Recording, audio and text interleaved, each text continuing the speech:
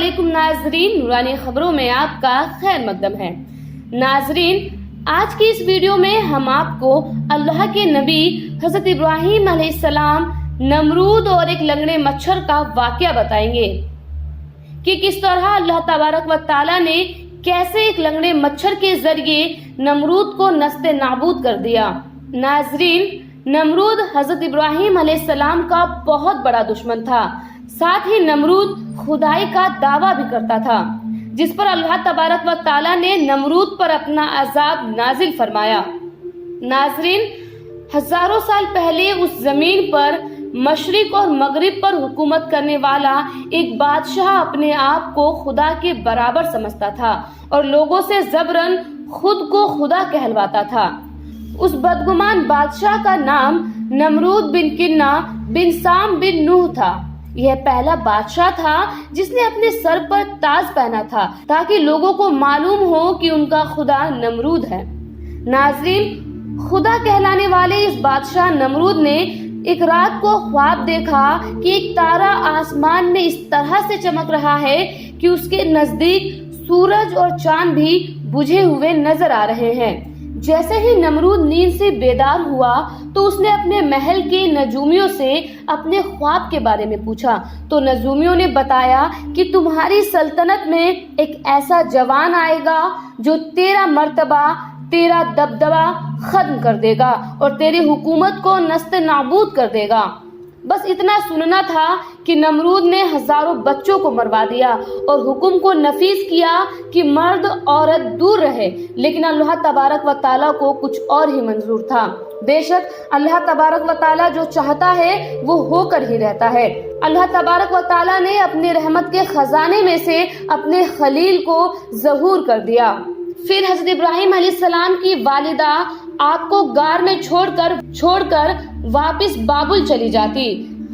جب آپ حضرت ابراہیم علیہ السلام زمانہ دگولیت کی طرف بڑھنے لگے تو آپ حضرت ابراہیم علیہ السلام کے چچا عزیر نے چاہا کہ آپ حضرت ابراہیم علیہ السلام ان کے ساتھ آ کر رہیں اور اپنے چچا کے کام میں ہاتھ بٹائے۔ حضرت ابراہیم علیہ السلام جب غار کو چھوڑ شہر میں رہنے لگے تو آپ حضرت ابراہیم علیہ السلام نے دیکھا کہ کوئی سورج کی پوجا کر رہا ہے تو کوئی آگ کی، کوئی بتوں کی پوجا کر رہا ہے تو کوئی نمرود کو خدا کہہ رہا ہے۔ تو آپ حضرت ابراہیم علیہ السلام فرمانے لگے کہ اللہ تو وہ ہے جو ہر چیز پر قدرت رکھتا ہے، یہ سورج طلوع ہو کر غائب ہو جاتا ہے تو یہ کیسے خدا ہو سکتا ہے؟ کوئی اس کی عبادت کیسے کر سکتا ہے؟ یہ آگ پانی سے بجھ جاتی ہے تو یہ کیسے خدا ہو سکتا ہے؟ یہ نمرود ہماری طرح سو جاتا ہے، ہماری طرح بیمار ہو جاتا ہے تو یہ کیسے خدا ہو سکتا ہے؟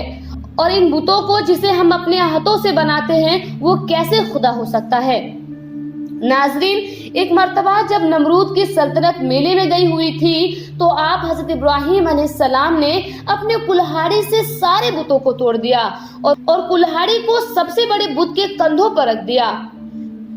لوگ جب میلے سے واپس آئے تو بتوں کا یہ حال دیکھ کر حیران اور پریشان ہو گئے۔ لوگوں نے یہ مان لیا کہ یہ کام حضرت ابراہیم علیہ السلام کے علاوہ اور کوئی نہیں کر سکتا۔ حضرت ابراہیم علیہ السلام نے لوگوں سے کہا، دیکھو اور اس بڑے بت سے پوچھو، کیا پتا اس بڑے بت نے ہی سارے بتوں کو توڑا ہو؟ سبھی لوگ حیرت سے حضرت ابراہیم علیہ السلام سے پوچھنے لگے کہ بھلا یہ بت کیسے توڑ سکتا ہے؟ اتنا سننے کے بعد حضرت ابراہیم علیہ السلام نے فرمایا کہ میں بھی تو یہی کہنا چاہتا ہوں کہ جب یہ بت کسی کو توڑ نہیں سکتا تو پھر یہ ہمارا خدا کیسے ہو سکتا ہے؟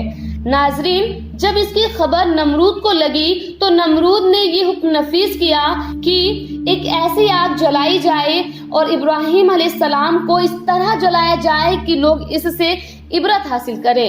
ناظرین، اس آگ کو جلانے کے لیے 200 سالوں تک لکڑیاں اکٹھا کی گئی اور ایک بہت ہی بڑی آگ جلائی گئی۔ تو فرشتوں نے اللہ تبارک و تعالیٰ سے دریافت کیا کہ یہ اللہ ہمیں حکم دے کہ ہم تمہارے خلیل کو بچا سکے۔ اللہ تبارک و تعالیٰ نے ارشاد فرمایا کہ جاؤ اور دیکھو، اگر ابراہیم تم سے مدد کی طلب کرے تو ضرور اس کی مدد کرنا۔ ہر ایک فرشتہ حضرت ابراہیم علیہ السلام کے پاس آ کر کہنے لگا کہ اللہ کے خلیل ابراہیم، آپ حکم فرمائیے، ہم آپ کی مدد کریں۔ تو حضرت ابراہیم علیہ السلام نے فرشتوں سے فرمایا کہ اے فرشتوں، میرا اللہ خود میری حفاظت کرے گا۔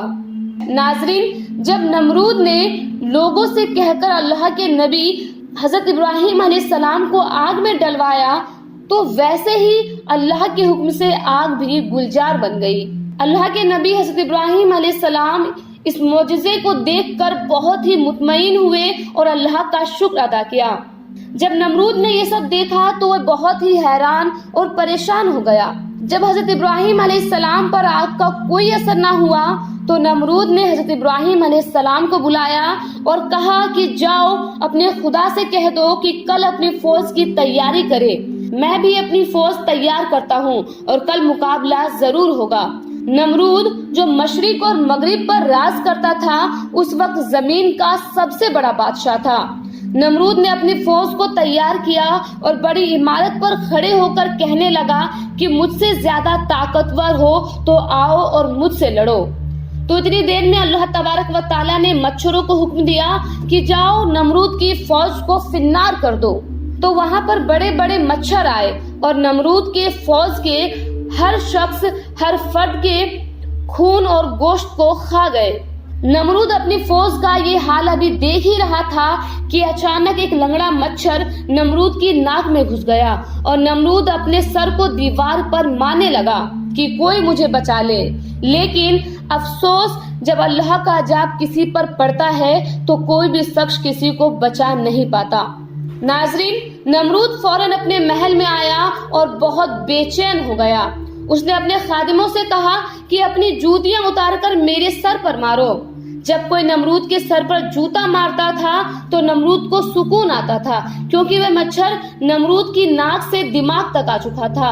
وہ دھیرے دھیرے نمرود کے دماغ کو چاٹتا رہا اور ایک دن ایسے ہی تڑپ تڑپ کر نمرود فنار ہو گیا اور اس کی سلطنت نست نابود ہو گئی۔